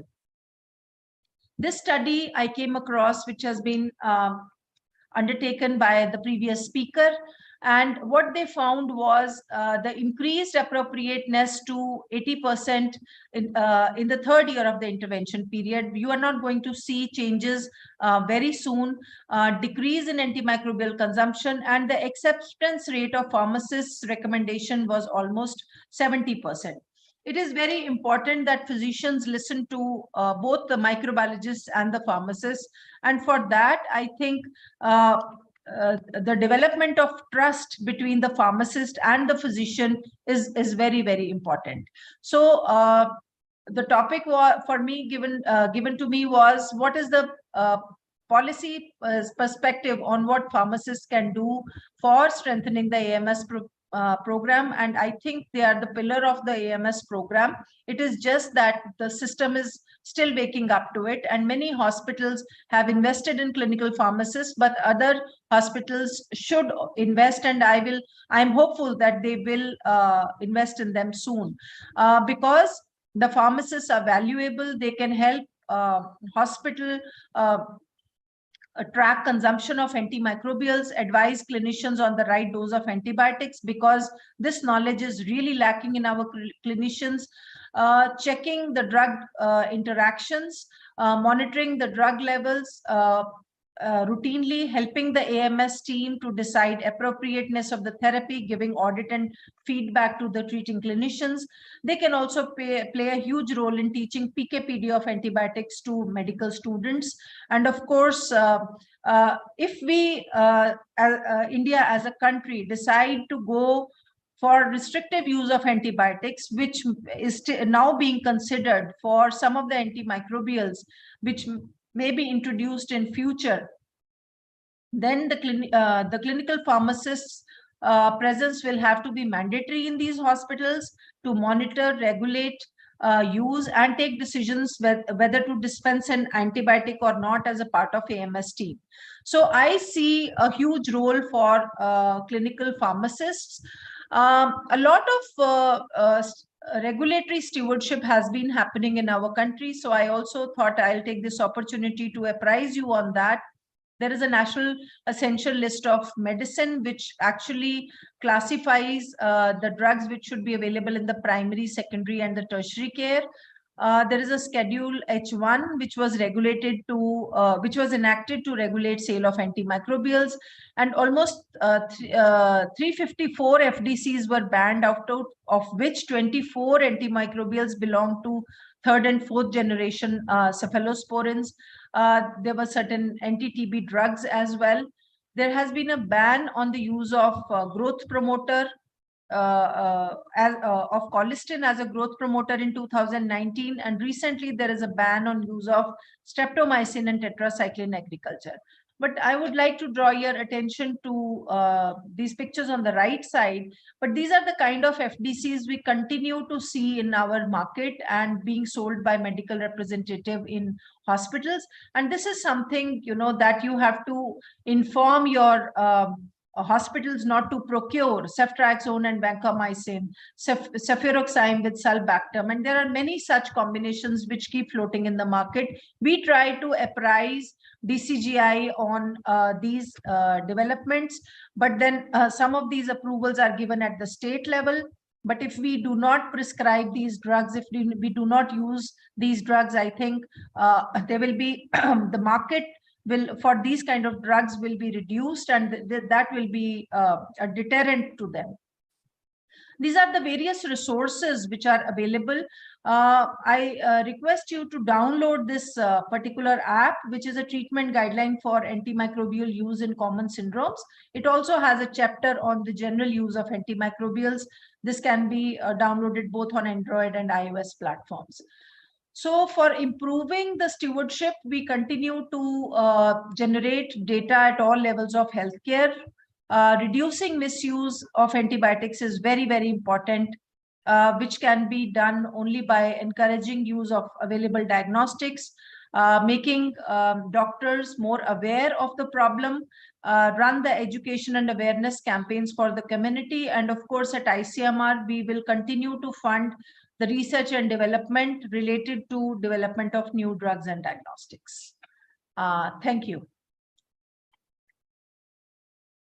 Thank you very much, ma'am, for your very detailed presentation as to, thank you for taking us through the surveys that you have done from the ICMR part, and being a policymaker yourself, you know, identifying the key areas of improvement. And it is actually very disheartening to see that, you know, we are having a staggering rise when it comes to carbapenem resistance Acinetobacter at 80%. You know, when we go abroad and we talk to these people abroad, When we say that, our ESPL rates are like 70%, they are like, what are you talking about? For us, it's like 15%. So we understand that we are at a very high risk of, an increased cost burden when it comes to treating the common infections that we have at hand. And as being a policy maker, like you have rightly said, and in one of your studies that you have shown in one of the slides here, you say that the lack of clinical pharmacists is a key challenge in implementing the stewardship in India. Do you think this deficiency has improved, or if yes, what do you think has contributed to that improvement? Ma'am, you're muted, ma'am, sorry. So as I mentioned, that 2 hospitals, private hospitals who were part of ICMR network and who were funded the AMS project and were also given a full-time position for a clinical pharmacist, actually created a full-time pharmacist position to be supported from the hospital funding. So, but these are both private hospitals, and private hospitals are able to implement a change sooner than the government hospitals. So there is definitely a value which is now being seen, and that was the purpose of granting these positions in these hospitals, that once they see the value that a clinical pharmacist brings to antimicrobial prescription, they will be inclined to have a permanent clinical pharmacist in place. And although a small beginning, I think 2 out of 20 is not a great number, yet I would say it is a good beginning, and I hope that other hospitals will also follow this. Yes, ma'am. So we had the opportunity to, interact with some of the ID physicians and, general medicine practitioners at different government hospitals in Kerala in a few of the meetings. And whenever there is an antimicrobial stewardship meeting that is happening, we always tell them how to track, because based on the core antibiotic stewardship principles led by, that has been laid by the CDC, like, the leadership commitment, the drug expertise, the pharmacy, all these 7.7 core elements that we have. In one of that is always the tracking. So whenever it comes to tracking, we see that the government sector is kind of stuck saying that we don't have anyone to do the DDDs or the DOTs in our hospital. So if you can't measure, you can't improve it. That is something that we all know. And like you said, private hospitals, they kind of take this this way forward in employing a clinical pharmacist and seeing whether it's being done or not. But in government hospitals, like you rightly said, it is difficult. I know it is difficult to get the post introduced, but with this staggering amount of AMR, antimicrobial resistant rates that we are having at hand, we believe that it is high time that the government, because you being a policy maker, that's why I'm putting this out to you for your consideration. Having people there to make sure you're being monitored, to do the audit, because the numbers of patients that are coming to a government hospital is much higher when it compared to the private hospital. So the amount of resistance that you can imagine in the government sector is also, I'm sure it is kind of on the higher side. So we hope we will see a lot more, training programs for stewardship, and especially, with the help of ICMR, specifically for clinical pharmacy population as well. Because you said one of the challenges that you are facing is that the lack of ID training when it comes to clinical pharmacy. And I know CMC Vellore has started the fellowship program for ID in clinical pharmacy. So do you have any such future programs that you are having at mind to train the clinical pharmacists in ID, so that, the moment they step into a new hospital, they're able to do the things that they're supposed to do? Thank you for this question, a rather difficult one. And also I want to clarify one thing. ICMR is a research organization. We are not really a policy making organization. We can give suggestions to the ministry. And all these things that I showed in the last slide, the colistin ban, the FDC ban, we have been working very closely with the DCGI. And so that's why I'm hopeful that the system is receptive. for example, in the recent, I think last year, there was a directive by National Medical Commission that all medical colleges must have the Antimicrobial Stewardship Committee, which meets regularly, a functional Antimicrobial Stewardship Committee. So we have a DGHS, Director General Health Services, who's very driven about antimicrobial resistance. And now everyone is also realizing that, the mess that we are in right now, and we have to take appropriate and necessary action so that we put it together. But at the same time, I would say we still do not have sufficient resources for training of clinical pharmacists in ID. But this is not something that has escaped our attention. We are definitely discussing with National Medical Commission as well as with DGHS, and we are also in touch with National Health Mission on how to introduce antimicrobial stewardship in district hospitals, because there is a very focused program by the government to strengthen district hospitals with microbiology labs. You would be surprised to know that many of the states are actually now procuring automated culture systems. So I know of 6 states who have procured automated culture systems, which was never done previously. So there are permanent positions for microbiologists at district hospital levels. So I think it is not something that the change that we will be able to bring around very soon. Nevertheless, it is a long battle. And I assure you that in ICMR, we are aware of it, and we will continue to raise voice and talk about it. Okay, thank you so much, ma'am. It is actually a privilege for us to have a person like you, with so much of authority to talk about the topic, to have delivered such a wonderful presentation for the audience that was hearing to you. And we are very much happy that, you could make it in person for this presentation. Thank you so much, ma'am. And to the participants who are listening to us, kindly note that the feedback forms will be provided to you. And upon completion of the feedback form, you will be given the certificate of participation. And for each day, a feedback form will be different. And for 5 days, you need to fill out 5 different feedback forms so that you get day-by-day participation certificate for the event. With that, we bring to the conclusion of the for today's theme, the value-added services of antimicrobial stewardship pharmacists. I hope you all had an academic feast with literature, with data backing up, with exceptional speakers talking to you regarding the various things that are there out there for us to explore. And we hope to see you tomorrow again, and have a good evening.